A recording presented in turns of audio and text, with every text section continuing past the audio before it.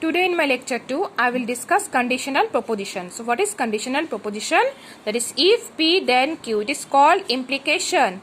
If P and Q are two propositions, then the proposition if P then Q is called implication. So it is denoted by P implies Q or P implies Q. So the symbol of conditional proposition is P implies, this is the symbol, if P then Q, we write this symbol in this way, or this is the symbol. P implies Q. That means if P then Q. So example, if P for Buku works hard, Q for Buku comes first in exam, then P implies Q represent that if Buku works hard, then he comes first in exam. Now truth table for implication. So true implies true, true, true implies false, false, false implies true, true, false implies false, true. You have to remember the basic truth table. How you will remember? I am giving you one tricks. If the question is right, answer is right, the teacher will give you marks. Yes, that is true. If the question is right, answer is false, the teacher will not give you marks. So the teacher is giving you marks, that is false. If the question is false, answer is right, the teacher will give you marks. Yes, true. If the question is false, answer is also false, the teacher will give you marks. That is true. Biconditional proposition.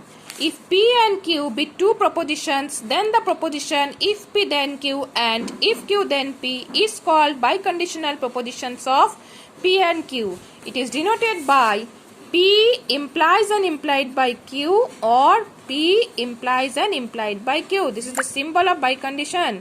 So here that means if P then Q and if Q then P. This means that P implies and implied by Q. So truth table for biconditional proposition is, so one example, if Shukrit is tall, P for Shukrit is tall, Q for Shukrit is intelligent, then P implies and implied by Q. If Shukrit is tall, then he is intelligent, and if Shukrit is intelligent, then he is tall is biconditional proposition. So, or you can write it, Shukrit is tall if and only if he is intelligent.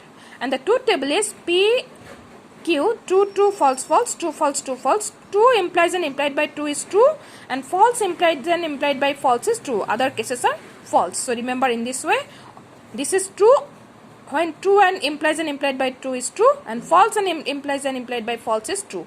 Other cases are false. Then construction of truth table. Construct the truth table of negation P implies Q. So here P, Q, negation P, then negation P implies Q.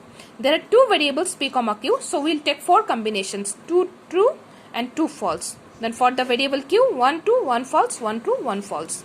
Then negation P, negation of 2 is false, negation of 2 is false, negation of false is true, negation of false is true.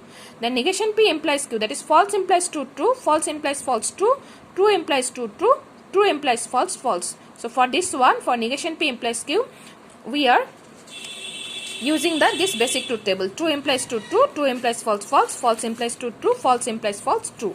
So here also that means true implies false implies true, true, because negation P implies Q. False implies true, true, false implies false, true, true implies true, true, false, true implies false, false. So then negation P implies negation Q. I am making the truth table of this one.